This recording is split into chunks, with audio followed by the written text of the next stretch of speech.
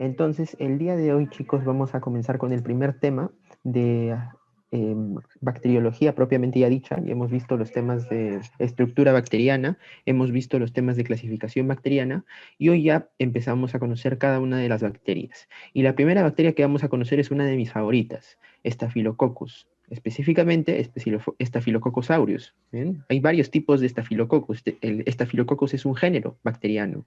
La especie de la que vamos a hablar en esta primera parte de la clase es la especie Staphylococcus aureus. ¿Bien? El docente en esta oportunidad soy yo, mi nombre es Renato Soto. Comenzamos. Chicos, para comenzar, estoy seguro de que una de las pruebas que más dominas es la tinción Gram. Tú puedes comprarte un microscopio barato, ¿no? Compras un poco de reactivos para hacer la tinción Gram. Ya te explicamos en una videoclase cómo hacer una tinción Gram. Y eventualmente cuando estés en tu serum, puedes hacer una tinción Gram, no es nada complicado, ¿no? Haces un hisopado de repente, ¿no? O a algún paciente que tenga alguna infección en la piel, ¿no? Puedes hacer eh, puedes sacar un poco de extraer un poco de este material y colocarlo en un microscopio con una tinción Gram, ¿no? Y vas a evidenciar de que las bacterias que están en este lugar tienen forma de coco, ¿bien? Entonces, si se pintan con la tinción Gram, quiere decir también de que son bacterias Gram positivas. Tenemos entonces bacterias que tienen forma de cocos y son Gram positivas. Perfecto. Hasta ahí nomás vamos a poder llegar, porque para hacer lo que sigue a continuación vamos a necesitar de repente de pruebas un poco más difíciles de tener a la mano. Bien. Lo ideal aquí es que sepas, si tienes frente a ti, frente a tu microscopio, un coco Gram positivo, lo siguiente que debes de hacer es una prueba que se llama la prueba de la catalasa. Bien. Y esta prueba de catalasa puede ser positiva o negativa. Si esta prueba de la catalasa te sale positiva, estás frente a una bacteria del género Staphylococcus. Y si esta prueba de la catalasa te sale negativa, estás frente a una bacteria del género Streptococcus o Enterococcus. ¿Bien? ¿En qué consiste la prueba de la catalasa? Es muy sencillo. Es simplemente añadir un poco de peróxido de hidrógeno, que es H2O2. Bien. A este lugar en donde tienes las bacterias puede ser en una placa Petri, por ejemplo. ¿Y qué va a pasar? Las bacterias del género Staphylococcus van a tener una enzima que se llama catalasa. Y la catalasa va a convertir el peróxido de hidrógeno en agua y oxígeno. ¿Bien? ¿Y cómo lo vas a ver? Vas a ver de que unas horas después de añadir el peróxido de hidrógeno se forman unas burbujitas, pues porque es el oxígeno que están produciendo, ¿bien? En cambio, las Streptococcus y Enterococcus no producen burbujitas, porque no tienen la catalasa y no producen oxígeno a partir del peróxido de hidrógeno, ¿bien? Entonces es el primer paso que hacemos para distinguirlos. Y después, en el género Staphylococcus, podemos realizar otra prueba que se llama la prueba de la coagulasa. ¿En qué consiste? Consiste en añadir estas bacterias a un poco de suero. Bien, ¿sabes cómo se fabrica el suero, no? Me corrijo, ¿sí? Me corrijo, no es suero, me emocioné. Es plasma, bien, es plasma. Vas a colocar estas bacterias en un poco de plasma. La diferencia entre plasma y suero es que el plasma posee factores de coagulación, el suero no. Y lo que van a ocasionar estas bacterias es que algunas de ellas van a ingresar al plasma y van a fomentar de que este plasma se transforme en un coágulo. Bien, las bacterias que van a realizar esto se denominan bacterias coagulasa positivas. Bien, en cambio van a haber otras bacterias que tú las vas a colocar en un poquito de plasma y no forman un coágulo. Estas van a ser bacterias coagulasa negativas. Bien, ¿cuáles son las coagulasas positivas? Solo una, el Staphylococcus aureus. Y las coagulasas negativas, bien, o también todas en grupo se van a denominar Staphylococcus coagulasa negativos. Y estos los vamos a estudiar en la segunda parte de la clase. ¿Bien? Ahorita solo vamos a estudiar al Staphylococcus aureus, que por definición, por el cuadrito que te acabo de mostrar, lo primero que te debes acordar hoy y siempre es que el Staphylococcus aureus es un coco gram positivo, catalasa positivo, coagulasa positivo. Bien, así te van a venir los casos clínicos, ¿no? Paciente infectado con coco gram positivo, catalasa positivo, coagulasa positivo. Ya sabes qué es, ¿no? Es un Staphylococcus aureus. Muy bien, chicos. Primero, palabras rápidas respecto al Staphylococcus como género. El Staphylococcus, el género Staphylococcus, está distribuido en todas partes. Por eso se le dice que es ubicuo. ¿bien? Incluso también es parte del microbioma humano y lo podemos identificar en zonas como por ejemplo la piel, ¿bien? Por ejemplo, en la piel tenemos abundantes Staphylococcus coagulasa negativos. Todos estos que ves acá están distribuidos a lo largo de la piel. En la frente, te doy un dato, ahí predomina el Staphylococcus capitis, ¿bien? En los pliegues cutáneos, como dice aquí, en los pliegues cutáneos, por ejemplo, las axilas, ¿no? El surco submamario, entre otros, ahí predomina el Staphylococcus aureus. También anota si quieres, en las narinas, ahí está el Staphylococcus aureus, ahí lo tienes que buscar, ¿bien? Pero esos son lugares en donde ellos ya están adaptados a vivir, ojo con eso, ¿bien? Por otro lado, ahí está, como te mencioné, les gusta vivir en las narinas al Staphylococcus aureus. ¿Y qué sucede? Hay personas que tienen mayor cantidad de Staphylococcus aureus en las narinas que otras. A estos los vamos a llamar portadores permanentes de Staphylococcus aureus. Bien, y curiosamente, estas personas van a ser personas que se dediquen a tratar enfermos, bien, a cuidadores de la salud. Y también usuarios de drogas por vía parenteral, por ejemplo, diabéticos, ¿no? Personas que van a la hemodiálisis, por ejemplo, las personas que consumen heroína, por ejemplo, son usuarios de drogas por vía parenteral constantemente. Entonces, se ha observado de que estas personas están expuestas comúnmente al Staphylococcus aureus y por lo tanto, en su microbioma, específicamente en su nasofaringe, vamos a encontrar mayor cantidad de Staphylococcus aureus que en personas que no están expuestas a estos factores que te acabo de mencionar. ¿Bien? Y esta distinción es importante, ya te voy a decir más adelante por qué. Por otro lado, en las vías urinarias, en el tracto gastrointestinal, también está el Staphylococcus aureus. Te mencioné, en la clase del microbioma humano vimos, estaba en estómago, estaba en intestinos, estaba en vías urinarias. Los encontramos en muchos lugares. Bien.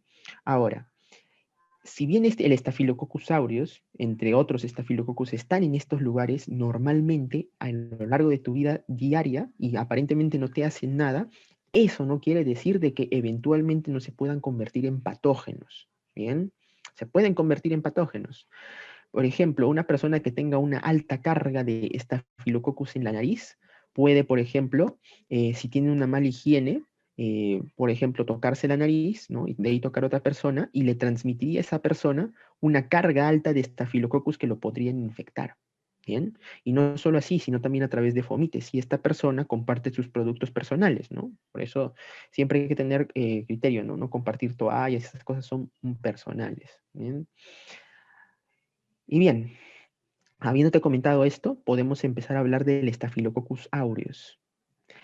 Este, chicos, recibe su nombre porque típicamente forma colonias de color dorado. Bien, color dorado o amarillo, por eso lo llaman aureus. Tiene adentro de él unos pigmentos que se llaman carotenoides que le dan el color amarillo. Ahora, si lo pintamos con tinción Gram, ya no se va a ver amarillo, pues se va a ver de color morado porque es una bacteria Gram positiva. Bien. Tiene forma de coco, eso ya lo hemos hablado, no suele formar esporas, su metabolismo es anaerobio facultativo y mira, y crece a una amplia variedad de temperatura, de 18 hasta 40 grados. Y ojo, algo muy importante es que no se mueve, es un coco inmóvil porque no tiene estructuras para que le permitan la motilidad. Hablemos un poco más acerca de la estructura del Staphylococcus. Ahí ves, mira, ahí te he dibujado un coco de color morado para que te acuerdes que es gram positivo. Pero ojo, ojo, el citoplasma, ¿no? El citoplasma no es el que se pinta de color morado, el que se pinta de color morado es la pared, ¿ya? No te confundas, este gráfico tiene propósitos educativos. Porque mira, aquí podemos observar de que hay tres capas, ¿no? Una capa negra, una capa verde y una capa azul. Ahí está, mira, vamos a sacar este pedazo y lo vamos a ampliar. Aquí encontramos todo esto. ¿Qué observamos aquí? De que, mira, el Staphylococcus aureus tiene una capa, dos capas y la tercera capa. Ahí están pintadas de azul, verde y negro respectivamente. Pero hay otra más, esta de acá. En total hay cuatro capas. La primera, la más externa, es la capa de limo. Después le sigue la cápsula, le sigue la pared celular y por último, la más interna es la membrana celular. Hablemos de ellas rápidamente. Para comenzar, hablemos de la capa de limo. La capa de limo es un conjunto de monosacáridos, proteínas, péptidos que son producidos por la bacteria y esta bacteria los exocita hacia su parte más externa con el propósito de que toda esta capita que se forma acá sea algo así como una especie de pegamento. Es a través de esta capa de limo que esta bacteria, Staphylococcus aureus, se puede pegar a otro Staphylococcus aureus y andan las dos pegaditas de la mano, ¿no? Y no solo para eso, sino también le permite pegarse a estructuras, como por ejemplo, a través de esto se puede pegar a alguna estructura de tu cuerpo, ¿no? Se puede pegar de repente a una glándula, se puede pegar a la epidermis, a una célula de la epidermis, y ahí está fijada y nadie la puede sacar, ¿bien?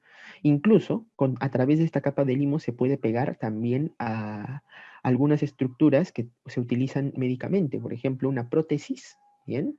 Eh, el Staphylococcus aureus puede pegarse a esa prótesis por esta capita de limo, ¿bien? Siempre acuérdate de que este es como una especie de pegamento. Después, acá encontramos a la cápsula. La cápsula tiene una gran importancia, tienes que anotar esto, anota acá, porque impide la fagocitosis. Resulta de que los antígenos, ¿bien? Para los cuales nosotros comúnmente producimos anticuerpos, están en la pared celular. Pero fíjate, los antígenos de la pared celular están siendo tapados por la cápsula. ¿Bien? Una bacteria que tenga una cápsula muy gruesa va a ser una bacteria que típicamente va a evadir mejor la fagocitosis. Por eso es de que es importante, es uno de sus factores de virulencia. ¿Bien? Y según la composición de la cápsula, podemos dividir a los Staphylococcus aureus en varios serotipos. Yo quiero que te acuerdes del serotipo 5 y el serotipo 8. Bien, se dividen en función de la composición de la cápsula. ¿Por qué te tienes que acordar del 5 y el 8? Porque esos son los serotipos capsulares del Staphylococcus aureus que son más patógenos. Bien. Muy bien, más adentro tenemos a la pared celular. Esta pared celular es un conjunto de ladrillos. ¿Qué son estos ladrillos? Ya lo conoces, el peptidoglucano, ¿no? El peptidoglucano. Y este peptidoglucano es construido, vamos a poner, ahí está, el peptidoglucano es construido, bien, cada ladrillo se pone así. ¿Quién es el que pone los ladrillos? Esta de acá, es una enzima que está en la membrana celular que se le llama PBP, Penicillin Binding Protein, proteína fijadora de penicilina. Bien, ¿te suena el nombre, no? Sí, pues porque en realidad esta de acá es la diana de la famosa penicilina, este es su objetivo. La penicilina viaja hasta acá y bloquea esta enzima. Por lo tanto, la bacteria ya no puede construir su pared celular y si no construye su pared celular, entonces la bacteria muere, pues, porque está más expuesta a la fagocitosis y también se pueden generar huecos por los cuales puede ingresar el agua y la bacteria explotaría porque se hincharía con agua. Bien, por eso es importante que te acuerdes de ella. ¿Dónde está la proteína fijadora de penicilinas? En la membrana. ¿Y qué hace? Construir la pared. Aparte de esto, en la membrana en la pared celular, perdón, del Staphylococcus aureus encontramos al ácido lipoteicoico, bien, que tiene una zona lipídica que está fijada a la membrana y bueno, el resto que es una zona no lipídica, ¿no? O hidrofílica que ya está mirando a la membrana. También existe, aparte del ácido lipoteicoico, también el ácido teicoico, el cual se fija a el peptidoglucano y no se fija a la membrana celular. ¿Por qué son importantes el ácido teicoico y lipoteicoico? Porque antes se utilizaba para diagnosticar el Staphylococcus aureus a los anticuerpos contra el ácido teicoico. Ya no se usa ya, porque se dieron cuenta de que no era muy útil, ¿ya? Pero por eso siempre te los mencionan. Más allá de eso no tiene más importancia, mayor importancia. Se dice que ayuda a estabilizar la pared celular, pero en realidad también hay bacterias que no tienen ácido teicoico y no les pasa nada, ¿sí? Muy bien. También aquí encontramos a un conjunto de proteínas que te lo saco del último artículo, que se llaman las proteínas M-SCRAM. Bien. ¿Qué significa M-SCRAM? Está en inglés. Significa componentes de la superficie microbiana que reconocen moléculas de la matriz.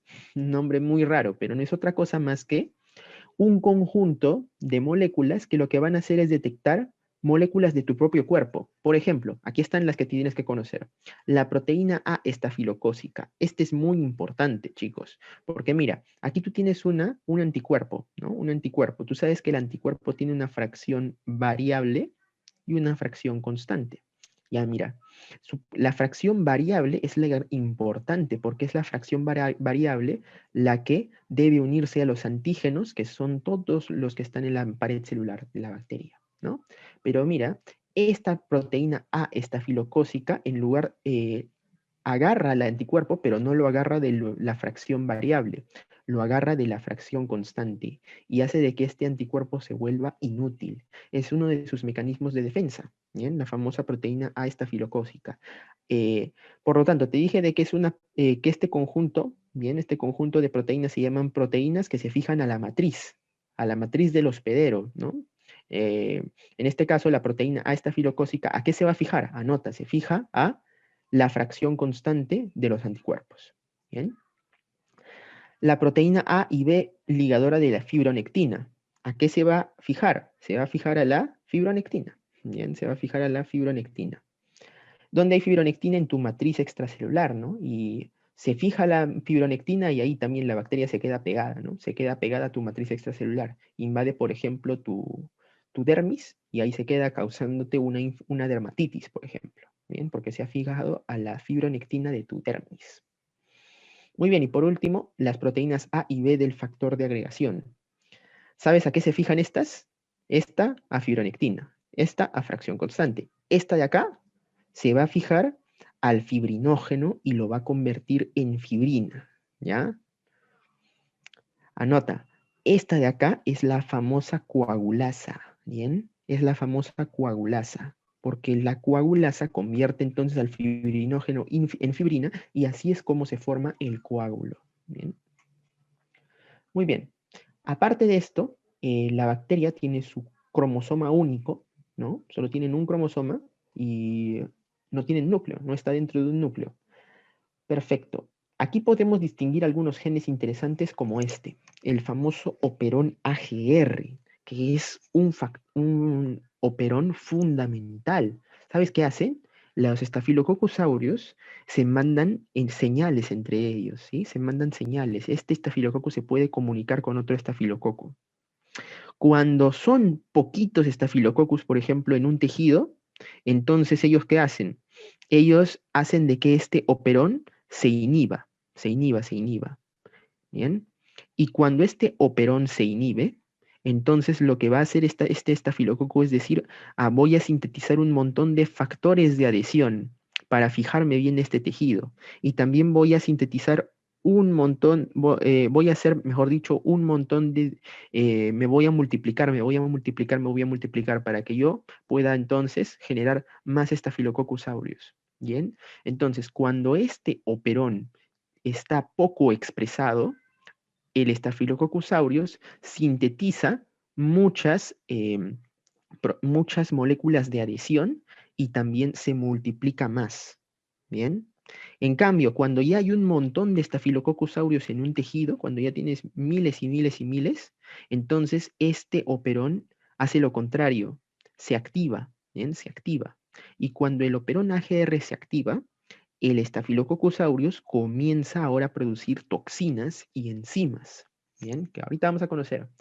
Entonces, es algo así como que cuando somos poquitos, tratamos de fijarnos al tejido, ¿no? Y nos multiplicamos. Pero cuando somos bastantes, entonces empezamos a atacar al hospedero, ¿no? Empezamos a atacarlo y produciendo enzimas y toxinas. Así es como funciona el Staphylococcus aureus. Por eso es de que así es como también interacciona con nuestro microbioma humano, gracias a este famoso operón recientemente descubierto que es el operón AGR. ¿Bien? Y aquí te muestro el otro operón que tienes que recordar, el MEC-A. ¿Sabes por qué? Porque este operón va a codificar para que esta bacteria se haga resistente a las penicilinas. Bien, tú sabes de que aquí tenías a la proteína fijadora de penicilina, ¿no? Y normalmente la penicilina bloqueaba esta enzima, y por lo tanto esta bacteria ya no podía construir su pared. Muy bien, muy bien. Con este MEC-A, agárrate. La bacteria hace mutar a esta enzima para que la penicilina ya no la ataque. ¿Ya? Y ¿sabes qué puede hacer? Esta bacteria lo puede meter a un plásmido, como ves aquí. Y este plásmido se lo puede pasar a otra bacteria. Y esa otra bacteria también aprende a ser resistente a la penicilina. ¿Bien? Y así es como se comunican y cada bacteria se va haciendo resistente, resistente y resistente. ¿Bien? ¿Cómo se llama entonces el gen que codifica la resistencia de las bacterias? Es el MEC-A. ¿Bien? No te olvides. Esta bacteria puede sintetizar toxinas. por ejemplo, citotoxinas, toxinas exfoliativas, enterotoxinas, y esta de acá, la TSST1. Tienes que conocerlas todas. Empezamos con las citotoxinas, son las que ves aquí, de color verde. La toxina alfa, toxina beta, toxina gamma y toxina delta. ¿Para qué van a servir estas toxinas? Estas nos van a servir para destruir las membranas celulares. Bien, destruyen las membranas celulares. ¿De qué? De varias células. Eritrocitos, bien, eritrocitos, fibroblastos, hepatocitos, plaquetas, bien, una gran cantidad de células. También, específicamente, quiero que te concentres en la toxina alfa. A esta también la llaman hemolicina. Anótalo si quieres. ¿Por qué? Porque esta está muy especializada en destruir, ¿qué cosa? Glóbulos rojos. Bien. Y así como la toxina alfa está especializada en destruir glóbulos rojos, la leucocidina de Panton-Valentine, que es un tipo de citotoxina, está especializada en la destrucción ¿de qué? De glóbulos blancos. ¿Bien? De esta manera, con estas toxinas, la bacteria, el Staphylococcus aureus, asegura que pueda sobrevivir en el medio que está colonizando. ¿Bien? Ya sabes que, por ejemplo, los glóbulos blancos la podrían fagocitar, ¿no? Viene un eritrocito por ahí, el eritrocito tiene un montón de oxígeno. Esta bacteria puede utilizar ese oxígeno, lo destruye y le roba el oxígeno. ¿Bien? De esa manera podemos entenderlo. Bien, toxinas exfoliativas. Aquí tienes que conocer dos, la ETA y la ETB. La diferencia es su facilidad de adaptarse a un medio, a un medio con temperaturas distintas. La ETA, toxina exfoliativa A, se adapta a cualquier temperatura, por eso es termoestable. En cambio, la ETB, no. Esta de aquí, si le cambias la temperatura, esta enterotoxina deja de ejercer su acción. ¿Y cuál es su acción? Su acción es romper las desmogleínas. ¿Sabes dónde estaban las desmogleínas? ¿Te acuerdas de histología?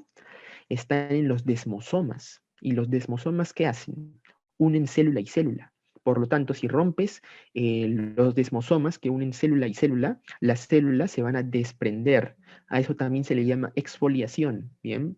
Hay una enfermedad en particular en la que se suele haber una pérdida masiva de células de la piel. Vamos a verlo más adelante, en la siguiente diapositiva. Pero acuérdate de que ¿quién hace esto? Las toxinas exfoliativas. Y por último tenemos a las enterotoxinas, que son un montón. Tienes desde la A hasta la E y desde la G hasta la X. Pero la que te debes acordar es la enterotoxina A. ¿Bien? La enterotoxina A es muy importante porque es la más involucrada en casos de intoxicación alimentaria. ¿Bien? Es muy frecuente la intoxicación alimentaria por Staphylococcus aureus. Estoy seguro también incluso que a ti en alguna ocasión de repente te ha dado. Por eso anótalo, anótalo. Igualmente lo pueden hacer también las demás. ¿Bien? Pero sin embargo la más frecuente es la enterotoxina A. Y la última de la que te quiero hablar es de esta. Es la famosa toxina del síndrome del shock tóxico. ¿Bien? La famosa TSST1. ¿Qué hace esta toxina? Esta toxina, mira, fíjate, ¿te acuerdas de esto? Inmunología. Los linfocitos T, ¿no? Eran los reyes de la inmunidad. Ellos decidían a qué matamos y a qué no matamos. Muy bien, pero para que ellos actúen, teníamos que presentarle un antígeno, ¿no? ¿Quién hacía esto? Las células presentadoras de antígeno, que podía ser un macrófago, podía ser una célula dendrítica, etcétera, ¿no? Pero mira, la toxina del síndrome del shock tóxico lo que hace es meterse, mira, aquí. Se mete aquí, entre el complejo mayor de histocompatibilidad de la célula presentadora de antígeno y también entre el receptor de la célula T, del linfocito T. ¿Bien? Estas dos moléculas aseguraban que el antígeno que ves aquí se presente, ¿no? Y este linfocito T, él sabe que si este antígeno es de una bacteria o si es de tu cuerpo. Si es de tu cuerpo, entonces no le hacemos nada. Pero si es de una bacteria, entonces, es hora de empezar a activar nuestro sistema inmunitario. Pero ¿qué pasa? Mira, este superantígeno hace trampa y se mete aquí. Se mete aquí, mira. Y por lo tanto, va a activar al linfocito T aún así este antígeno no sea de una bacteria, o incluso cuando no hay nada aquí, o sea, cuando ni siquiera hay antígeno. Bien, entonces, este superantígeno, como te mencioné, va a ser trampa y lo que va a ocasionar es que estos linfocitos T se sobreactiven y empiecen a activar a todo tu sistema inmunitario, empiezan a fabricar un montón de citoquinas y produzcan una inflamación masiva. Bien, y entonces esta toxina del shock tóxico es muy peligrosa y a esta actividad que tiene se le denomina actividad de superantígeno. Bien, anótalo, eso es imposible que te vayas a olvidar. Bien, no te debes olvidar eso, para nada. Y por último, esta Staphylococcus aureus también puede producir enzimas, ¿bien? Las cuales puede también vertir al exterior, ¿bien? Por ejemplo, aquí vamos a encontrar a la catalasa, de la que ya habíamos hablado, ¿no? Te dije de que el Staphylococcus aureus es un gran positivo, catalasa positivo, coagulasa positivo. Está, pues, la catalasa, ¿qué hace? Convierte el peróxido de hidrógeno en hidrógeno más oxígeno, perdón, en agua más oxígeno. De esta forma, esta bacteria puede ser resistente a pequeñas cantidades de peróxido de hidrógeno. ¿Bien? No muchas tampoco. Muchas también hacen de que la catalasa ya no tenga asidero, es decir, ya todas las catalasas están trabajando, ¿no? Y encima le colocas más peróxido de hidrógeno, ya pues la bacteria ya no resiste, ¿no? La hialuronidasa, ¿para qué la sirve? ¿Para qué la utiliza? Para hidrolizar el ácido hialurónico. Por ejemplo, si una bacteria quiere colonizar, multiplicarse en un tejido que sea rico en ácido hialurónico, ¿no? Tenemos varios, tejido conectivo sobre todo, en nuestro cuerpo, entonces tiene que comenzar a destruir tu tejido normal, ¿no? ¿Y cómo lo hace? Rompiéndolo. Rompes las estructuras que hay en tu tejido normal. Por ejemplo, una de ellas es el ácido hialurónico. Ya, pues tiene enzimas para romper el ácido hialurónico y seguir avanzando y avanzando. También tiene la fibrolicina, que va a degradar coágulos. Hace lo contrario de la coagulasa. La coagulasa forma coágulos, la fibrinolicina los rompe. ¿Bien? Este es con el propósito de adaptarse y permitir que colonice más fácilmente las estructuras tisulares que hay en tu organismo. Y por último, también tenemos a la lipasa y a la nucleasa. La lipasa le va a servir para romper lípidos y la nucleasa le va a servir para hidrolizar el ADN. Por ejemplo, por así decírtelo, para explicártelo, esta bacteria Staphylococcus aureus produce sus toxinas y mata células, mata células. Y las células se quedan ahí todo necrosadas, ¿no? Todo su citoplasma que contiene ADN, su membrana celular que contiene lípidos, se va a quedar ahí, sus restos, y no la van a dejar avanzar, no la van a dejar colonizar el tejido. Entonces, igualmente tiene enzimas para poder degradar esos materiales. ¿Ves? Te das cuenta que esta bacteria también como que tiene bastantes mecanismos para intentar ganarnos, ¿no? Como para intentar infectarnos, ¿no? Por todas las formas posibles. ¿Y qué puede ocasionarnos? Mira, el Staphylococcus aureus tiene bastante predilección por tres lugares, por la piel particularmente, ¿bien? Pero también lo puede hacer para varios otros órganos. Vamos a dividir todas las enfermedades que nos pueden causar en tres grupos. Las infecciones superficiales, las infecciones sistémicas y los cuadros por toxinas. En infecciones superficiales, quiero que te acuerdes un poco de la estructura de tu piel. Tienes a la epidermis, a la dermis, al tejido subcutáneo, ¿bien? Que normalmente tiene grasa, bastante grasa, y debajo del tejido subcutáneo tenemos a las fascias, que están cubriendo los músculos, ¿no? Eventualmente podemos tener, por ejemplo, un folículo piloso. Ahí está, el folículo piloso. ¿Bien? Cuando tenemos una infección en la epidermis, a eso le vamos a llamar impétigo. ¿Bien? En este caso, vamos a tener dos tipos de impétigo, el impétigo ampolloso y el impétigo no ampolloso. Mira estas fotos de acá. ¿Cuál te parece el ampolloso y cuál no es el no ampolloso? ¿Cuál parece más una ampolla? Este, ¿verdad? Correcto, coloca ahí. Este es el impétigo ampolloso. Bien.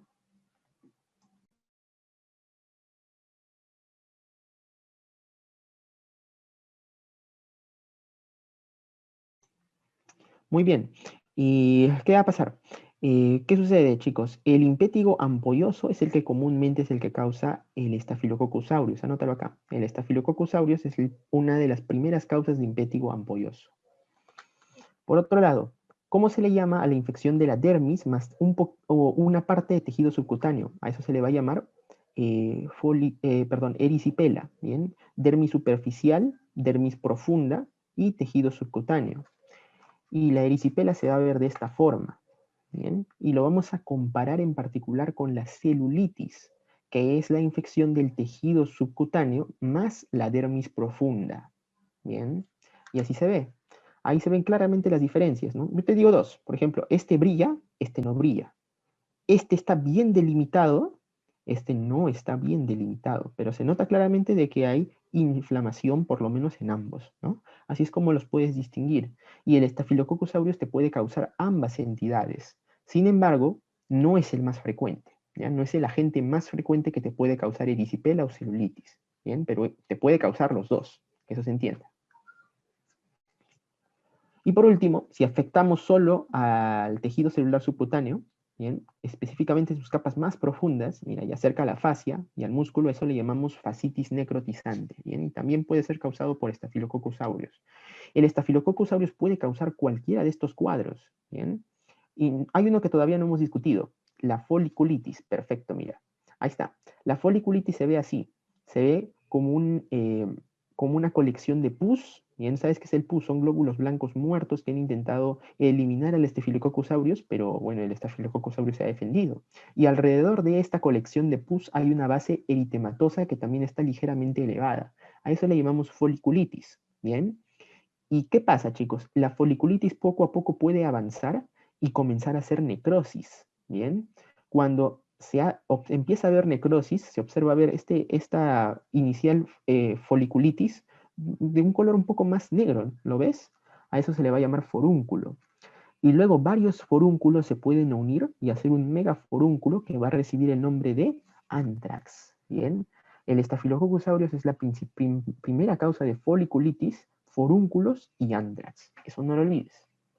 Bien. Y por último, el Staphylococcus aureus también puede infectar cualquier herida. No olvides nunca eso. Por ejemplo, una herida traumática o de repente una herida quirúrgica, ¿no? Si empiezas a ver de que el lugar en donde te hiciste un corte, ¿no? En el que te colocaron una sutura, se empieza a enrojecer, tú rápidamente debes pensar, esto seguro es por Staphylococcus aureus. Bien, es la primera causa de infección de heridas traumáticas y posoperatorias. No olvides eso.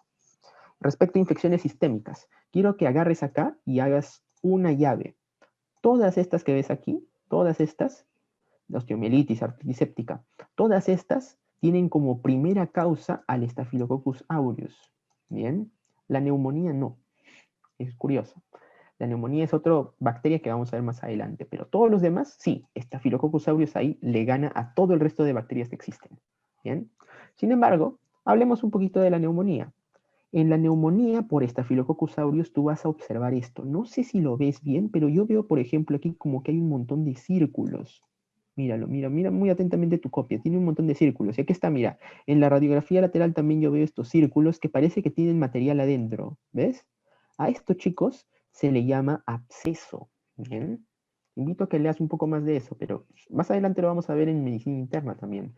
Pero la neumonía causada por Staphylococcus aureus es una neumonía de carácter necrotizante que tiende a ser abscesos, ¿bien? Abscesos pulmonares, que son colecciones de Staphylococcus aureus, ¿no? Que han hecho una cavidad dentro de tu pulmón.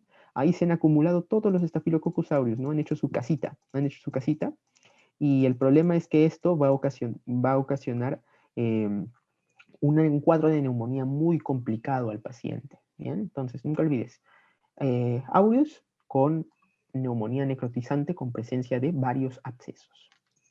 Y también, nunca lo olvides, es uno de los primeros agentes que causan endocarditis infecciosas. ¿Qué es endocarditis? La inflamación del endocardio.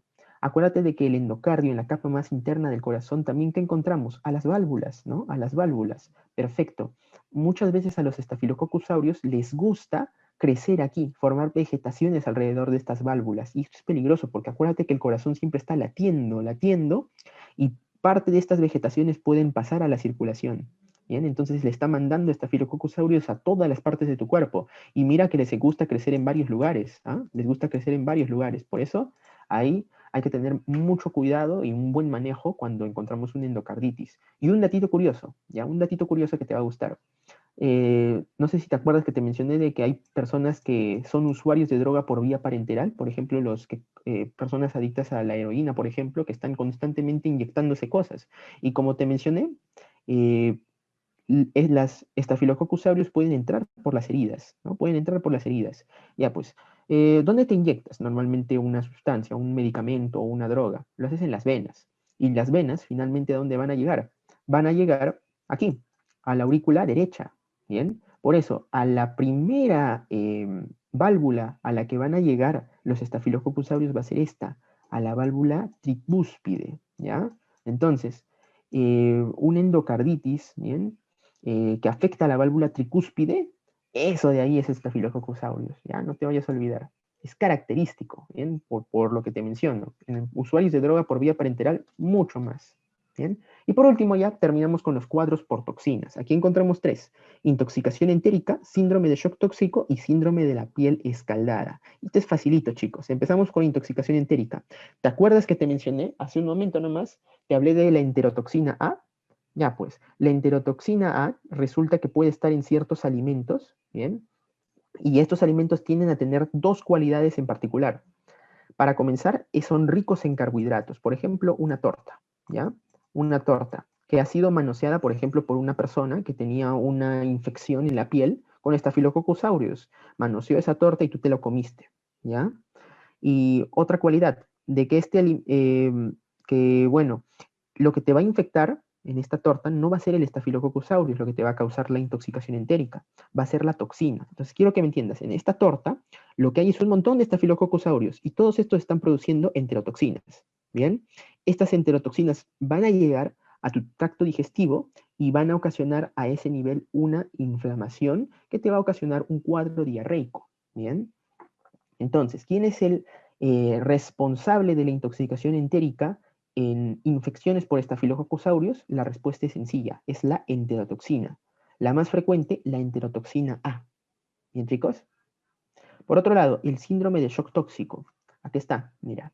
El síndrome de shock tóxico sucede generalmente en mujeres que están menstruando y particularmente que están utilizando un tampón o una copa vaginal. Bien, resulta que los Staphylococcus aureus pueden estar aquí, ¿ya? Y como en la menstruación hay cambios de pH, ¿no? Son un lugar en donde los Staphylococcus aureus precisamente crecen bastante y empiezan a producir la TSST1, la toxina del síndrome de shock tóxico. Bien, ahí está. Y esta toxina del síndrome de shock tóxico puede salir de aquí y puede pasar a la circulación. Bien, y cuando pasa a la circulación va a ocasionar un cuadro muy grave, bien, que se caracteriza principalmente por tres cosas. Primero, hace una fiebre alta, ya te eleva la temperatura. Para comenzar, también aparte de eso, te altera la presión arterial, ¿bien? Y número tres, te ocasiona, aquí está, eritema en las palmas de las manos y también en las plantas de los pies. Eso se le llama eritema palmoplantar. ¿Ya? Esas son las tres causas características del síndrome de shock tóxico. Y aparte de esto, por si fuera poco, también te puede causar daño en el sistema nervioso, insuficiencia hepática, plaquetopenia, una gran cantidad de problemas agregados que, bueno, en algún momento ya verás en medicina interna. ¿Bien? ¿Y quién es el responsable? ¿Qué toxina del síndrome del Staphylococcus aureus? Esta, ¿no? El TSST1. Y por último, el síndrome de la piel escaldada, o también llamado síndrome de Ritter. Aquí, ¿te acuerdas de que te hablé de que las toxinas exfoliativas, ya, perfecto, estas rompían los desmosomas, ¿no? Que, por ejemplo, unían célula y célula de la piel. Entonces, estas células de la piel van a comenzar a descamar, van a comenzar a exfoliar. Y esto va a pasar generalmente en bebitos, ¿sí? En bebitos. Y está, ellos van a empezar a descamar producto de la toxina exfoliativa del Staphylococcus aureus, ¿ya? ¿Y cuál es el problema? De que esto se puede sobreinfectar, ¿bien? Puede causar también un cuadro lesivo que puede llevar a la muerte. Así que hay que tener mucho cuidado, en particular con estos dos. Estos dos en particular pueden llevarte a la muerte. En cambio, la intoxicación entérica no, ¿ya? La intoxicación entérica se resuelve en 24 horas. Y también aparte es muy frecuente, ¿bien? Es muy frecuente y no necesita ni siquiera fármacos, ¿bien? Se resuelve solo y controlándote tu nivel de hidratación. Chicos, terminamos la clase de hoy hablándote un poco acerca de cómo diagnosticamos el Staphylococcus aureus. Te he colocado acá microscopía para que veas cómo es, ¿no? Y creo que ya es fácil. Son cocos gram positivo, pero el problema es que no los podemos diferenciar con la microscopía de otros tipos de bacterias que también son cocos gram positivos. Entonces ahí es cuando vamos a necesitar de otros mecanismos, como por ejemplo el cultivo. Bien, aquí el cultivo es fundamental. En el cultivo agar sangre pueden crecer los estafilococcus aureus, ¿bien? En un tiempo de 24 horas y van a generar alrededor del estafilococcus aureus un halo de color blanco. ¿Lo observas? Esto se le va a llamar beta hemólisis, ¿bien? En la clase del día de mañana vamos a hablar un poco más acerca de los tipos de hemólisis, ¿bien? Ahí quédate expectante, porque mañana lo vamos a hablar.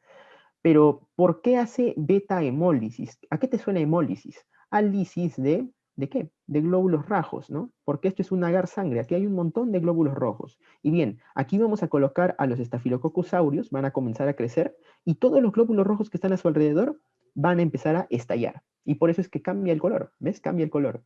¿Y por qué estallan? Porque ya te mencioné de que el estafilococcus aureus tiene citotoxinas. En particular, la toxina A es la que también la llaman hemolicinas, porque rompe bastantes eritrocitos. Y esto va a ser también característico de los Staphylococcus aureus, ¿bien? Y bueno, también con otras pruebas ya más los podemos identificar. Por ejemplo, podemos utilizar el agar manitol sal. ¿Qué es el agar manitol sal? Resulta que los Staphylococcus aureus, a diferencia de otros Staphylococcus, pueden crecer en concentraciones muy altas de sal, ¿bien? Y aparte de esto, los Staphylococcus aureus pueden consumir este de aquí, el manitol, ¿ya? El manitol es muy bueno para ellos, lo metabolizan bien, y de esta forma no lo pueden hacer otros estafilococcus. Entonces, si tenemos un estafilococo que crece en agar manitol sal, ya, pues ese es aureus, ¿bien? Ese es aureus. Y finalmente tenemos al agar cromogénico, ¿bien? Que es uno muy utilizado, que es este de acá. Hacen a veces pinturas, ¿no? Dibujos en estos agares, en los que el Staphylococcus aureus, por sus propiedades cromógenas, va a crecer característicamente de color crema, ¿bien? De color crema. Y ves cómo pueden crecer otras bacterias, por ejemplo, de otros colores, ¿bien? Y con pruebas bioquímicas. Podemos hacer la prueba de la catalasa y coagulasa. Si sale positivo, eso es Staphylococcus aureus. Podemos detectar la proteína A, eso es Staphylococcus aureus. Podemos detectar la nucleasa de la que ya te había hablado, eso es Staphylococcus. Podemos detectar si fermenta el manitol, eso es Staphylococcus, ya, quiero que me entiendas. Normalmente, para diagnosticar que un paciente tiene una infección por Staphylococcus aureus, necesitamos básicamente dos cosas.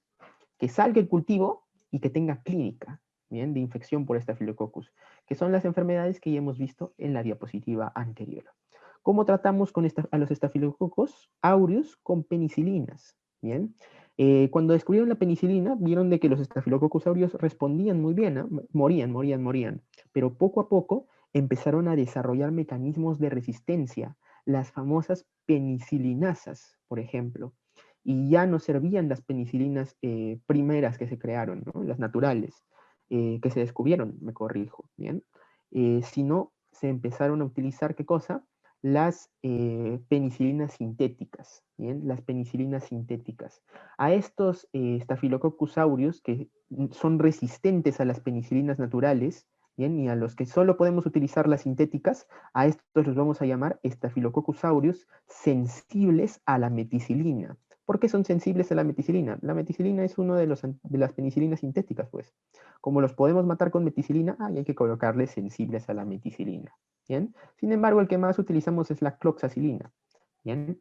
Y es el más difundido. Mira, puedes creer que hay tanta resistencia que ya no se puede matar a un Staphylococcus aureus prácticamente con penicilina. No, ya no se puede, ya. Tenemos que utilizar penicilinas sintéticas, un poquito más avanzadas. Y por si fuera poco, en los hospitales tenemos una epidemia que no va a acabar prácticamente nunca. ¿Sabes cuál es? Es que aparte de esto ya existen Staphylococcus aureus que son resistentes a todos estos de acá. Ya no se los puede matar con cloxacilina, ni con oxacilina, ni con meticilina. Y a esos los llamamos Staphylococcus aureus meticilino resistentes. ¿Bien? Y son precisamente los que tienen este de acá, el gen MECA. ¿Bien? El que codifica la resistencia a las penicilinas sintéticas. Y estos son cuadros muy complicados, chicos, que pueden llevar a la muerte al paciente. Mira, ¿ves Doctor House? El capítulo 4 el caso es un Staphylococcus aureus meticilino resistente. ¿Bien? Y también hay en Perú. ¿Bien? También hay en Perú, en cualquier hospital vas y tienen al famoso Staphylococcus aureus resistente a la meticilina. Bien. Y obviamente a estos no los vamos a poder tratar con penicilinas sintéticas. Tenemos que utilizar antibióticos más avanzados, del cual no te debes olvidar ni de la vancomicina ni del linezolid. Bien. Por si fuera poco, acabo esta exposición diciéndote de que ya existen también los Staphylococcus aureus resistentes a la vancomicina. Así que, por favor, hay que tratar en lo posible de evitar utilizar antibióticos indiscriminadamente, y cuando ya lleves el curso de medicina interna y te enseñen a cómo diagnosticar una enfermedad, debes de hacerlo apropiadamente para no utilizar antibióticos por usar y generes resistencias en nuevas cepas bacterianas. Eso ha sido todo por mi parte, chicos. Nos vemos en unos momentos con la siguiente parte de la clase.